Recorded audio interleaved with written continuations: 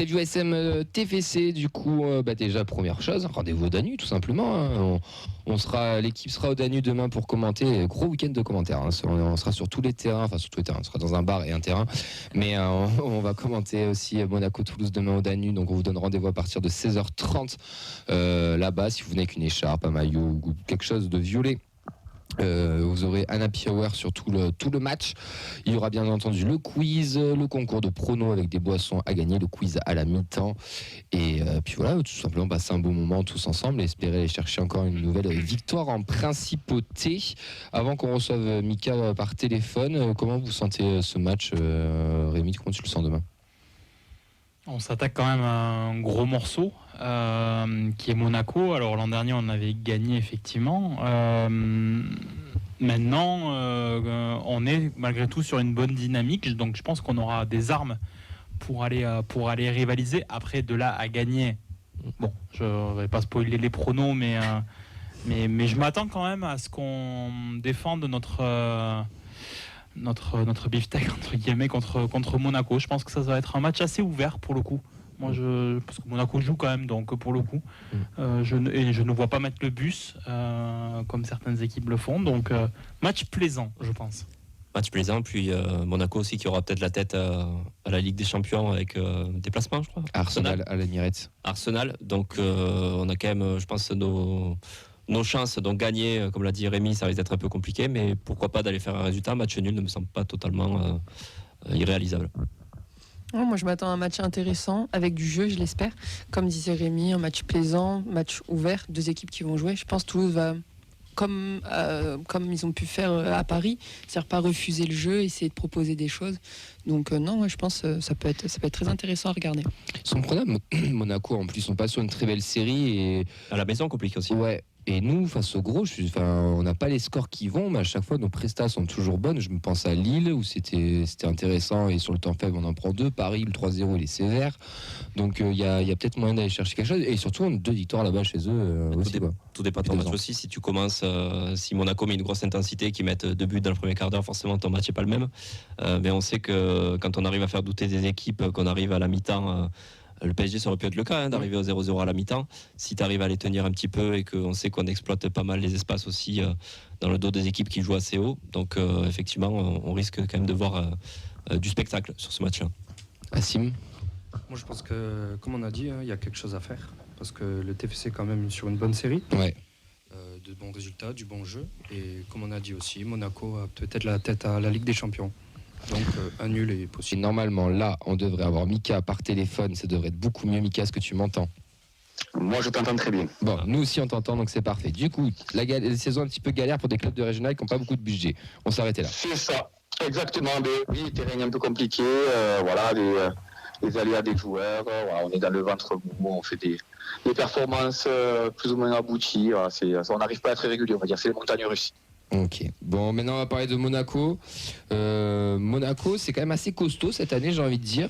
Championnat, Coupe d'Europe, ça reste devant, ça joue les premiers plans. Je dis pourtant, quand on voit l'effectif, il n'y a pas de nom ronflant comme il y a eu à une certaine époque. Mais par contre, on a l'impression qu'il y a un collectif très fort cette année. De noms ronflants moins que les autres années, oui, mais bon, il y a quand même quelques jeunes qui sont là depuis un petit moment qui juste n'a pas atteint la maturité, j'ai envie de dire. Et après, il y a eu un recrutement aussi un petit peu intelligent l'année dernière, avec des joueurs qui se sont adaptés à la Ligue 1 et à l'exigence, je pense aussi, et un peu de stabilité. Aussi, on va pas se mentir, il y a beaucoup de coachs qui passent à Monaco, beaucoup de joueurs. Voilà, c'est toujours compliqué avec la politique générale du club. Et oui, cette année, oui, c'est bien, mais ça reste toujours fragile, comme on voit sur certains matchs. C'est quoi l'ambition? Ça va être le PSG ou juste d'être en Ligue des Champions? Non, je pense que on va dire que c'est l'ambition des journalistes. Dès qu'il y a une équipe qui joue un petit peu bien et qui va dire peut embêter le PSG, on en parle. Mais bon, le PSG, on les critique, on va dire tous les jours. C'est la pire équipe du PSG, c'est les pires joueurs, c'est ci, c'est ça. Ils ont quand même une avance confortable à un championnat sur deux équipes qui sont plutôt de belles équipes comme Monaco et Marseille. Donc en soi, si Paris commence à accélérer, ça va être compliqué. Toi, comment tu juges le début de saison là, de cet ASM qui est bien placé en Coupe d'Europe et quand même, on va dire, bien placé aussi en championnat? Mais on va dire que si on regarde un petit peu, c'est les années de Coupe d'Europe de Monaco sur les dernières années, quand ils étaient qualifiés directement, ils font toujours une très belle prépa, ils commencent quand même souvent très bien. L'année dernière, il y avait pratiquement autant de points. Ils étaient aussi premiers il y a deux journées d'avant. Ils étaient aussi premiers l'année dernière. Ça jouait plutôt bien. On en parlait comme il faut. Après, ce qu'il y a, c'est qu'une saison, c'est long et qu'il faut être régulier tous les week-ends, toutes les semaines, 2 fois par semaine. Et puis, la Coupe d'Europe, ça plus de l'énergie. Donc, j'attends de voir, surtout avec ce nouveau format. Voilà, là, on a passé. Puis en plus, on est au téléphone juste après une semaine plutôt, on va dire, négative qui aurait pu être très positive pour Monaco. Donc forcément, un petit peu plus de réticence sur mon ambition, on va dire. Zakaria, c'est le capitaine cette saison. C'est un peu, j'ai l'impression que c'est l'homme fort de cet effectif. Hormis les petits jeunes qui sont devant, mais quand il est là, c'est quand même pas le même visage à Monaco. J'ai envie de dire que l'aspect athlétique de Monaco, que ce soit derrière ou au centre, au milieu de terrain, fait la différence. On l'a vu dès qu'on a un petit peu la vraie ossature, Captain et puis Kerrer aussi, qui fait quand même son bien, Singo. Enfin voilà, on a quand même derrière des joueurs, on va dire, à compétences athlétiques d'abord, même si c'est des bons joueurs. Mais c'est très solide. Et puis après, devant, on a quelques diamants. Donc forcément, oui, quand c'est solide derrière et que devant, c'est sur un bon jour, c'est une très belle équipe. Il y a un déplacement, Nathan nous disait là, que vous déplacez à Arsenal dans la semaine. Est-ce que tu penses que ça va jouer par rapport à samedi, par rapport au 11 qui peut démarrer, ça risque de faire tourner, ou alors non, c'est le championnat, on va mettre les 11 potentiels meilleurs et on ne fera pas forcément tourner? J'ai l'impression qu'il n'a pas un réel 11. Quand on voit un petit peu ce qu'il fait depuis le début, alors oui, il y a des joueurs qui jouent un peu plus, il n'y a pas de problème, mais c'est surtout par rapport à la forme du moment. Voilà, derrière dans l'axe c'est très solide, ça joue tout le temps, mais bon, ça peut tourner. Sur les côtés, en fonction de celui qui est le plus en forme, ça joue, même si là Vanderson c'est un peu plus que sur le côté droit celui qui joue un peu plus, mais côté gauche ça a quand même bien tourné entre Mawissa ou même notre Caio Henrique, voilà, qui a du mal à revenir de sa blessure. Et puis après devant on a les deux pépites, oui certes, mais bon après Minamino, Golovin, tout ça c'est pas toujours titulaire, et puis devant c'est pareil, on a Bremen Bolo, mais on a les Balogun, enfin voilà, il y a quand même, on a aussi le petit Janika, donc voilà, il n'y a pas réellement un vrai 11 titulaire, donc c'est pour ça aussi qu'on performe. On est sur 2 succès chez vous, la question est simple, est-ce qu'on est votre bête noire? Je vais pas te mentir que j'ai posé la question vraiment parce qu'à chaque fois après vous êtes très pessimiste et moi je suis plutôt on va dire sur le match nul, et puis à chaque fois c'est victoire du test, donc je vais préférer en fait quand ça joue au stadium, parce que du coup là on est plus performant. C'est vrai. Bon, ça c'était la petite plaisanterie, mais du coup les points forts et les points faibles donc, du coup de cette équipe de Monaco, tu les mettrais où cette saison? Un bon bloc défensif où tout le monde fait les efforts avec n'importe quel attaquant qui est mis et qui travaille aussi défensivement. Ça aide forcément. Et ensuite on va dire une emprise au milieu de terrain. Tu parlais du capitaine, c'est vrai que quand il est là, on a l'impression que les joueurs autour sont un peu plus libérés. Je parlais de Minamino et Golovin, ça apporte un peu plus. Et sur l'aspect défensif, c'est un peu plus, on va dire, moins en doute. Et puis après, on a nos joueurs offensifs qui peuvent briller, surtout les deux pépites, on va dire. Donc ça, c'est pour les points forts, je pense, de l'équipe de cette année. Et les points faibles, du coup? Les points faibles, j'en parlais tout à l'heure, on a un petit peu les côtés quand même, puisqu'il n'y a personne qui s'est vraiment imposé, je trouve, sur les côtés, surtout sur les latéraux, où on voit que c'est une équipe qui est portée beaucoup par l'avant. Et en étant portée vers l'avant, forcément, ça crée des brèches dans le dos, et les joueurs axiaux sont très costauds, mais n'ont pas aussi cette faculté à tenir pendant 90 minutes, à faire que couvrir et prendre l'espace dans le dos. Donc, pour moi, c'est le plus gros point faible. Et puis après, l'efficacité aussi offensive, où on l'a vu sur certains matchs, on peine à pouvoir marquer directement, surtout avec notre neuf, qui n'importe lequel ne marque pas non plus à tous les matchs. Et puis après derrière, comme sur les derniers matchs, des petites erreurs, soit d'énervement contre Benfica avec des cartons jaunes stupides, même si l'action est très litigieuse et que je pense qu'ils ont tous raison à râler, qu'il y ait deuxième carton jaune, carton rouge, ça change le match, mais bon. Il y a eu un courrier derrière qui a été fait, je crois. Oui, il y a un courrier, oui, mais bon, ça changera. Ça changera que dalle. Et ensuite, contre Marseille, si on regarde les 2 buts, en soi par 2 erreurs, voilà, t'es mis en difficulté, encore par des centres, encore par les côtés. Mais en soi, derrière, t'es quand même assez solide. Et puis le gardien, c'est pour moi un jour avec, un jour sans. Voilà. Ok. C'est un peu dur, je suis un peu dur, mais. Bon, mais t'as Laurent, hein. Écoute, t'es supporter. C'est ce qu'on ressent, voilà, c'est ça. Tu as parlé des joueurs de côté, ça s'impose pas. Nous, il y en a un qui s'était imposé chez nous en deuxième partie de saison et qu'on a eu beaucoup de peine à voir partir chez vous. C'est Christian Mawissa. Comment tu juges l'ancien Pichoun qui alterne le bon et le moins bon quand on regarde de l'extérieur?